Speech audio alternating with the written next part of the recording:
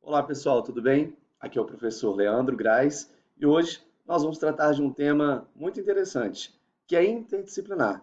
Envolve o direito, envolve a perspectiva da sustentabilidade, também envolve aspectos sociológicos e antropológicos. Nós vamos tratar sobre a constitucionalização do meio ambiente, ou seja, de que forma que o meio ambiente se constituiu como um direito dentro da Constituição Federal no sentido de nós todos, brasileiros e brasileiras, termos esse direito ao meio ambiente ecologicamente equilibrado. Como que isso aconteceu, de que forma, quando, e é isso que nós vamos entender. Por isso, eu quero convidá-los aqui a acompanharem algumas informações importantes e ao final nós teremos uma missão pela frente para aprofundar este tema. Eu começo dizendo a vocês, como nós bem sabemos e precisamos recordar, que a cidadania, os nossos direitos e deveres, não caem do céu, não são apenas resultado da ação do próprio Estado, mas sim de uma construção histórica que envolve a participação de indivíduos, grupos, movimentos e instituições. Ou seja, a cidadania ela é um processo. E assim também como a constitucionalização do meio ambiente, que foi a inserção do direito ao meio ambiente na nossa Constituição Federal, também passou por um longo processo. Um processo de amadurecimento, de fatos, de disputas, conflitos e também muitos diálogos. Eu quero começar recuperando essa memória histórica de como os aspectos ambientais estão considerados nas constituições brasileiras. Como vocês sabem, nós tivemos 7 constituições até hoje. Foi na de 88, a última, que o meio ambiente foi considerado um direito. Mas como que esses aspectos de caráter ambiental, socioambiental, os elementos dos recursos naturais foram considerados nas demais constituições? E aí eu começo recuperando 1934. Aquela Constituição, nós temos ali no artigo 5º, no inciso 19, dito que é função da União, compete a ela, legislar sobre bens do domínio federal, riquezas do subsolo, mineração, metalurgia, águas, energia, florestas, caça e pesca e a sua exploração.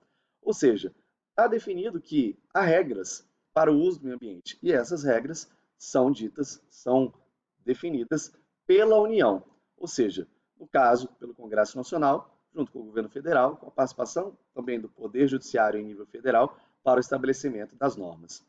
Agora, estados e municípios podem também definir alguns aspectos de proteção às belezas naturais, monumentos de valor histórico ou artístico, podendo impedir a evasão de obras de arte.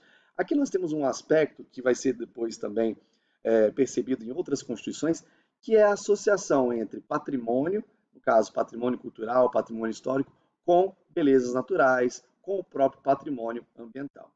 Isso vai se repetir na Constituição de 1937, onde lá no artigo 134 diz assim: os monumentos históricos, artísticos, naturais, assim como as paisagens, os locais particularmente dotados pela natureza, gozam da proteção e dos cuidados especiais da nação, dos estados e dos municípios. Aqui a gente tem uma lógica de tratamento dos recursos naturais muito como algo fora da relação com o ser humano, como se fosse um objeto, algo que não tivesse tanta conexão com a nossa vida, com a nossa existência. Assim como também o patrimônio cultural, assim como também aspectos concretos que aqui são ditos que precisam ser preservados, protegidos e cuidados, não só pelo Estado, mas também pela própria nação de forma geral. Ou seja, a Constituição de 37 ela traz um elemento interessante, que é a nossa responsabilidade na proteção de monumentos, sejam eles históricos, artísticos ou naturais. A Constituição de 46 também vai falar sobre isso no artigo 175, quando diz que as obras, monumentos e documentos de valor histórico e artístico, bem como os monumentos naturais, as paisagens e os locais dotados de particular beleza, ficam sob a proteção do poder público. Mais uma vez frisando, aqui ainda numa lógica de distanciamento, como se a natureza, como se a biodiversidade, como se as nossas riquezas e recursos naturais fossem algo apartado, disperso, distante da existência humana, da própria sociedade. Algo apenas a ser preservado. Na Constituição de 67, de novo, essa associação, o amparo à cultura é dever do Estado. E aqui no parágrafo único ele diz: ficam sob a proteção do poder público os documentos, obras, locais de valor histórico ou artístico e as paisagens naturais notáveis, bem como as jazidas arqueológicas. Tudo isso para dizer o seguinte: até a Constituição de 88, como nós falamos há pouco, o termo meio ambiente sequer configurava nas constituições brasileiras. Aí nós temos um fato histórico prévio à Constituição de 88, que ocorreu em 1972, que foi a Conferência de Copenhague. Lembremos-nos que durante esse período o Brasil estava sob a égide de uma ditadura militar, de um governo militar.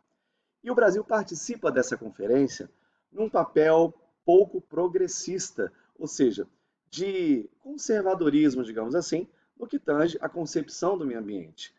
A própria participação do Brasil é vista como uma participação que é mais atrelada ao posicionamento de alguns países que também estavam em desenvolvimento, que não estavam muito afim assim de avançar, né, nos compromissos do ponto de vista de preservação socioambiental e nem na lógica de uma mudança do conceito de meio ambiente. Mas o Brasil participa da conferência, assina inclusive um documento que é produzido ao final dela. Esse documento passa a orientar as ações e as legislações de vários países no que diz respeito à questão ambiental. Cria-se ele também o Programa das Nações Unidas para o Meio Ambiente, a primeira agência ambiental global.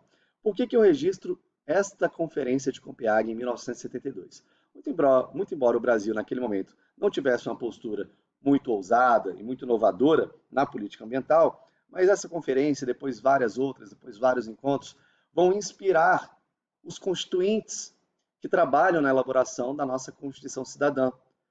Esses constituintes aceitam colocar, ali no artigo 225, concluem que todos têm direito ao meio ambiente ecologicamente equilibrado, bem de uso comum do povo e essencial à sadia qualidade de vida, impondo-se ao poder público e à coletividade o dever de defendê-lo e preservá-lo para as presentes e futuras gerações.